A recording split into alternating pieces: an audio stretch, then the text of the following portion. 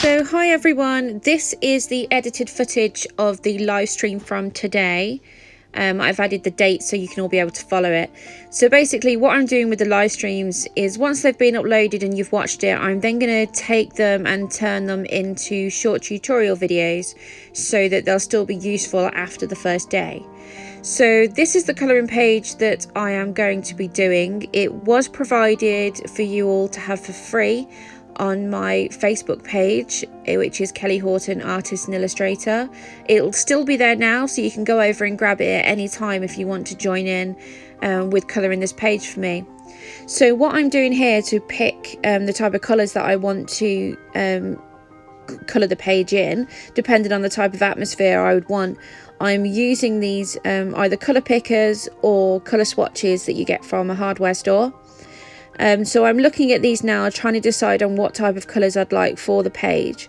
And once I've decided on those colours, I'll then bring in other colours so I know the types. I'm going to go from the background, the foreground, and any of the in-betweeny bits. So if I know I've got lots of green, I can pick the type of green. The background, do I want it to be a sunset or do I want it to be night? All those things can be sorted out now, so I know before I start what type of atmosphere I'm going for when I'm colouring in the page. So I've decided on creating either a sunset or a sunrise scene. So I'm going to do the small amount of background that you can see I'm going to be doing with yellows now. So what I do is I rummage through all of my pencils to find the different types of yellows that I have, and I will match them with the colour swatches so that I know which types and tones I'm going to be using. So I'm starting by using the darkest of the yellows in the background by laying them down closest to the black illustration lines. So I always do this so that I can blend away from the darkest point.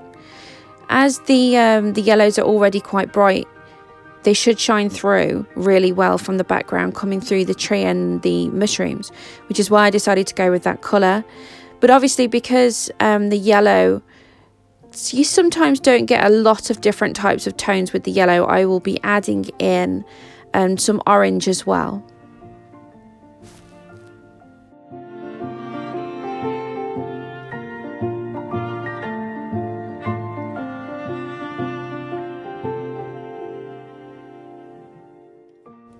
So I'll be continuing from this point by laying down the colours darkest near to the black lines, and then I'll be using the next tone that I'd picked till I eventually get to the lightest, which will be closest to the centre, and that will then fade out into the white, which I'll be using as my highlights.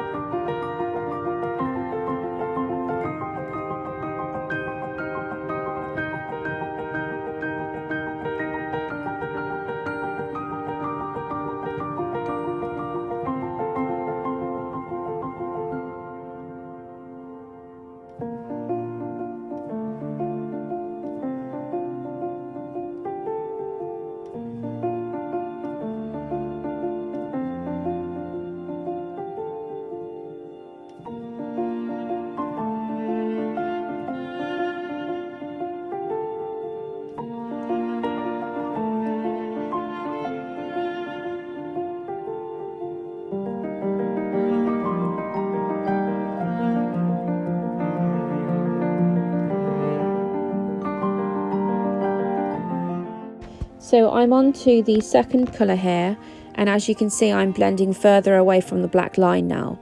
So I'm creating a blend from the darkest through to the lightest.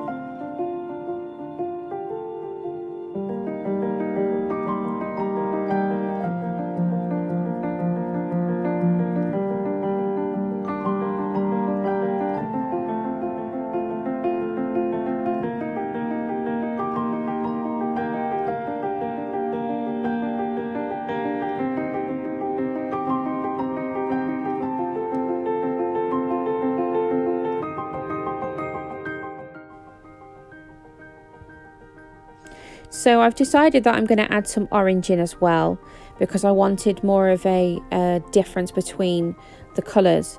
It's a bit hard to pick up on camera here, but the yellow actually does look really, really nice, but I felt like we needed more of a contrast.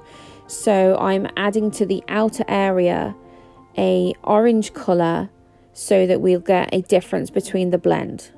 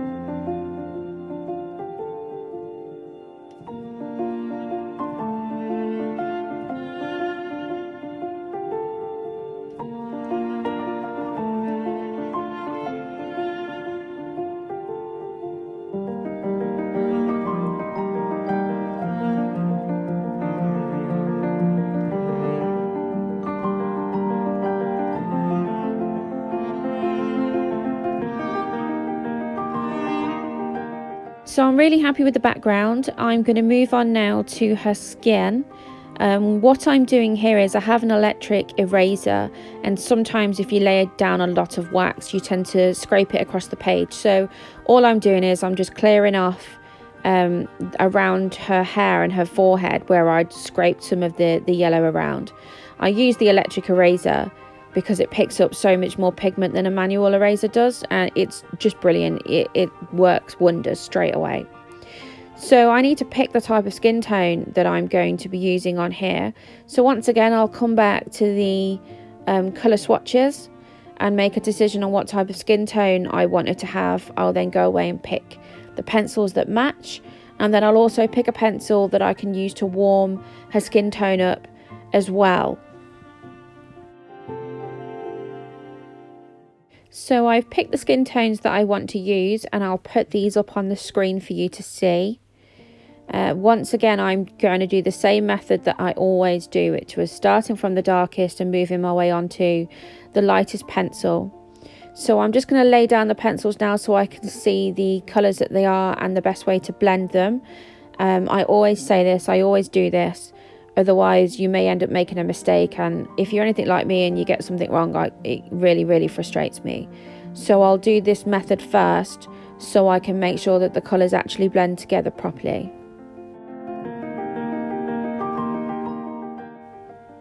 So I found the colours that I want to use for a skin tone, and as always I'm going to start by mapping out the areas of the face that should have the darkest pencil down. So it's where the shadows will be along her hairline, underneath her chin, around her ear, and the underside of, say, her arms, her legs, where her hair is falling across her shoulders.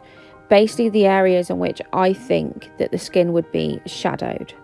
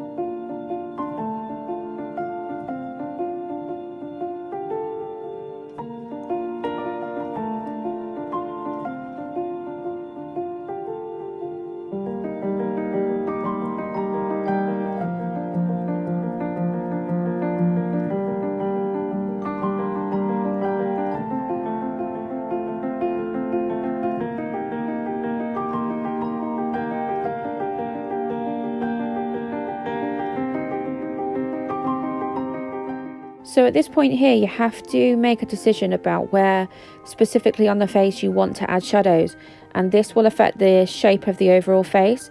So depending on the position of the head, depends on where you would be adding the shadows to the face. So what I'm doing is I am using my eyebrows and eye sockets as a way of knowing where the nose and the bridge of the nose will be fitting into the page. So from the upper eyebrow, I will then bring a curved line down, depending on the angle of the face, to the side of the nose, and the same I will then blend in from the eye socket. Underneath the nose there needs to be some shadow in as well. Around the corner of the eyes there needs to be shadows, and where basically you would think that the shadow from the position of her head would also be. So I'm just picking up some excess colour I didn't want that laid down on the page there. So once I've put the darkest colour in, start blending outward so that you're not actually creating a line. You're not looking to have a line on the face there, you're looking to create a shadow which will then insinuate the face shape. So from that point I will just continue on using my pencils, starting from dark through to light, using them on the top of each other and blending in from the darkest point Once I've done that, as you can see now, I'm using a warmer colour. So this is where I'll add colour to her cheeks. And overall warm up her skin if I feel it's a little bit too cool. So I'm using peach tones on this one because overall that was the kind of tones I was going for.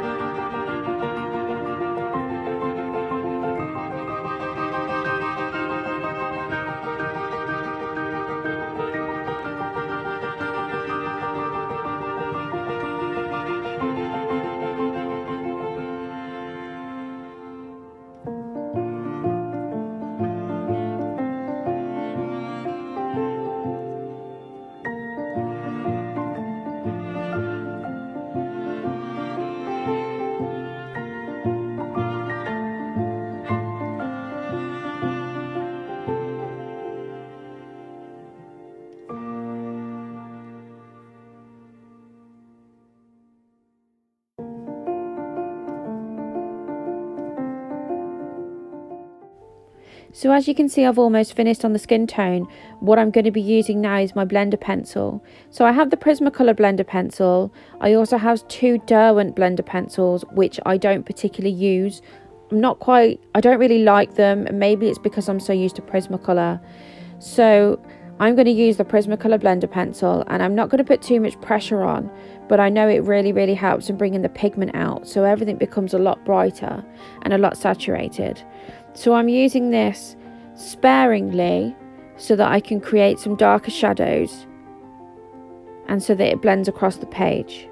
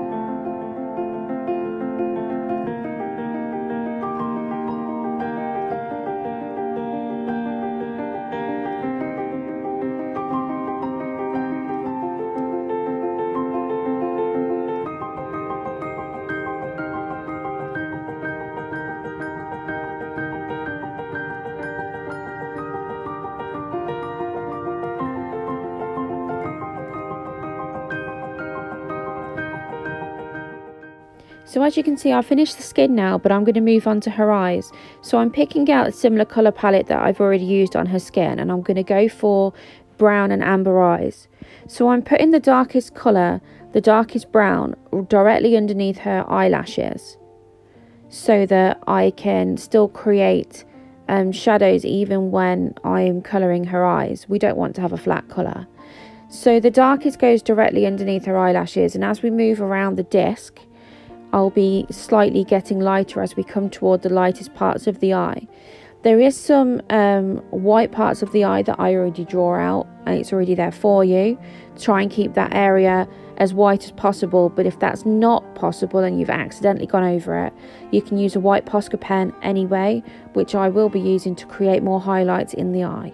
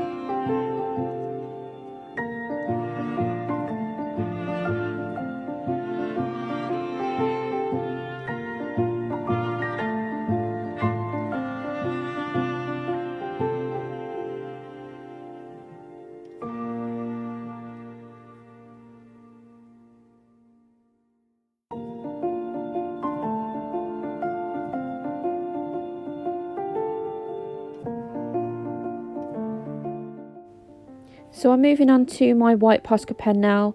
I'm just adding some highlights into the eye.